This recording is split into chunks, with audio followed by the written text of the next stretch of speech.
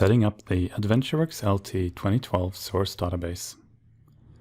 The AdventureWorksLT 2012 sample source database is a sample database provided by Microsoft. The database is available from the Microsoft SQL Server Samples repository on GitHub. Download the AdventureWorksLT 2012 backup to the database server. Use a database management tool such as Microsoft SQL Server Management Studio to restore the database from the file using the default database name. Once restored successfully, verify that the database is available for queries.